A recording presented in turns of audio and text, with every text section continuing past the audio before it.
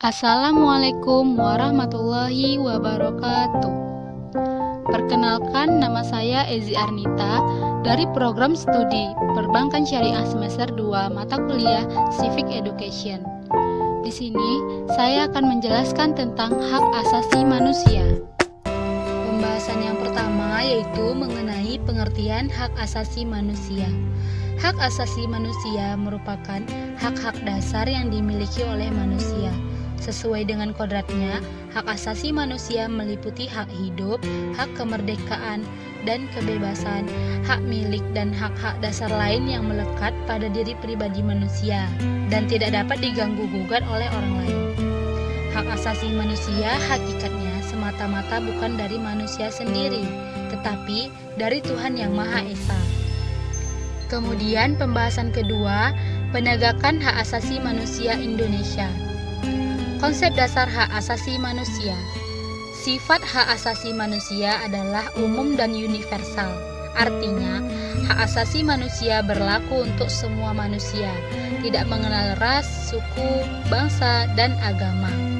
Masyarakat yang ada di seluruh dunia haruslah berusaha untuk menjaga hak-hak satu sama lain, tidak menindas hak-hak orang lain yang secara sosial ataupun ekonomi berada di bawahnya. Tetapi, memang faktanya dalam penegakan hak asasi manusia tidaklah mudah, baiklah dilakukan oleh negara maupun masyarakat. Kita sebagai manusia yang berilmu, berakal, dan beradab senantiasa harus berusaha untuk menghormati hak-hak sesama. Pembahasan yang ketiga yaitu kategori hak asasi manusia. Yang pertama, hak asasi pribadi atau personal right, yaitu hak yang meliputi kebebasan menyatakan pendapat, kebebasan memeluk agama, kebebasan bergerak, kebebasan untuk aktif di setiap organisasi, perkumpulan, dan lainnya. Contohnya, hak kebebasan dalam berpendapat. Yang kedua, hak asasi ekonomi atau property right, yaitu hak untuk memiliki, membeli dan menjual, serta memanfaatkan sesuatu. Contohnya, hak kebebasan dalam membeli sesuatu. Yang ketiga, hak asasi politik atau political right, yaitu hak ikut serta dalam pemerintahan, hak pilih dan dipilih. Contohnya, hak memilih dalam suatu pemilihan, misalnya pemilihan presiden. Yang keempat, hak asasi hukum atau right of legal equality, yaitu hak untuk mendapatkan perlakuan yang sama dalam hukum dan pemerintahan. Contohnya, hak mendapatkan layanan dan perlindungan hukum. Yang kelima, hak asasi sosial dan budaya, yaitu hak yang menyangkut dalam masyarakat untuk memilih pendidikan, hak untuk mengembangkan kebudayaan, dan lain sebagainya. Contohnya, hak untuk mendapatkan pendidikan yang layak. Dan yang terakhir yaitu hak asasi peradilan. Hak asasi peradilan adalah hak untuk mendapatkan perlakuan tata cara peradilan dan perlindungan. Misalnya, peraturan dalam penahanan, penangkapan, dan penggeledahan. Contohnya, hak memperoleh kepastian hukum. Selanjutnya, prinsip pokok hak asasi manusia. Yang pertama, prinsip universal. Prinsip ini menjelaskan bahwa hak asasi manusia itu berlaku bagi semua orang, apapun jenis kelaminnya, statusnya, agama, suku bangsa, atau kebangsaannya. Yang kedua, prinsip tidak dapat dilepaskan atau inalienable. Prinsip ini menjelaskan bahwa siapapun dengan alasan apapun tidak dapat dan tidak boleh mencerabut untuk mengambil hak asasi seseorang. Kemudian yang ketiga yaitu prinsip tidak dapat dipisahkan atau indivisible. Prinsip ini menjelaskan bahwa hak-hak sipil dan politik maupun hak-hak ekonomi, sosial, dan budaya serta hak pembangunan tidak dapat dipisah-pisahkan, baik dalam penerapan, pemenuhan, pemantauan, ataupun penegakannya. Yang keempat, prinsip saling tergantung atau interdependen. prinsip ini menjelaskan bahwa di samping tidak dapat dipisahkan, hak-hak asasi itu saling tergantung satu sama lainnya, sehingga pemenuhan hak asasi yang satu akan mempengaruhi pemenuhan hak asasi lainnya. Yang kelima, prinsip keseimbangan. Prinsip ini menjelaskan bahwa perlu adanya keseimbangan dan keselarasan di antara hak asasi manusia perorangan dan kolektif di satu pihak dengan tanggung jawab perorangan terhadap individu yang lain, masyarakat dan bangsa di pihak lainnya. Dan yang terakhir yaitu prinsip partikularisme. Prinsip ini menjelaskan bahwa kekhususan nasional dan regional serta berbagai latar belakang sejarah, budaya, dan agama adalah sesuatu yang penting dan harus menjadi pertimbangan. Kemudian, hak asasi manusia internasional. Sejarah pembentukan hak asasi manusia internasional. Hak asasi manusia diperjuangkan ketika kezaliman atau kekejaman raja dan penguasa mendorong orang-orang yang mencintai kebebasan untuk memikirkan, memproklamasikan, dan membela hak-hak yang mereka miliki. Maka mulailah kebangkitan perjuangan terhadap hak-hak asasi manusia.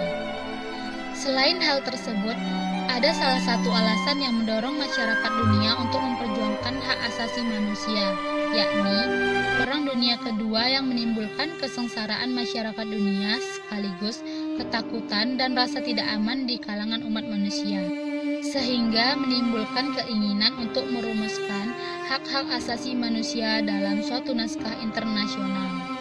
Dan usaha tersebut mendapatkan hasil, yakni pada tanggal 10 Desember 1948 berhasil diterimanya Universal Declaration of Human Rights, yaitu pernyataan sedunia tentang hak asasi manusia oleh negara-negara yang tergabung dalam Perserikatan Bangsa-Bangsa di Paris.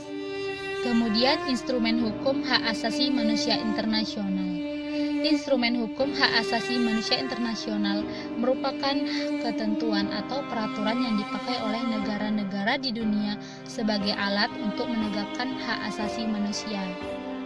Berikut beberapa instrumen hukum hak asasi manusia internasional, yaitu sebagai berikut. Yang pertama, hukum kebinasaan. Yang kedua, piagam PBB. Yang ketiga, The International Bill of Human Rights. Yang keempat, traktat-traktat pada bidang khusus HAM. Pembahasan selanjutnya mengenai sejarah perkembangan hak asasi manusia.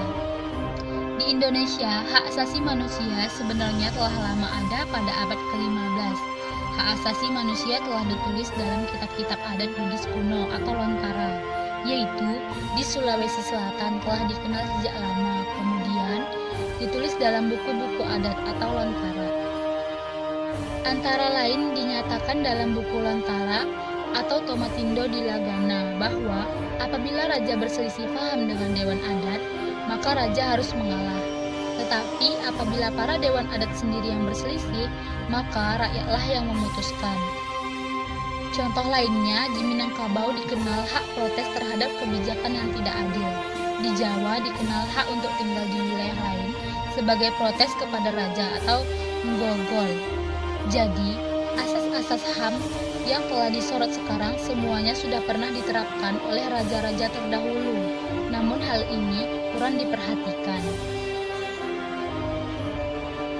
Kemudian pembahasan yang terakhir yaitu mengenai hak asasi manusia dalam Undang-Undang Dasar 1945.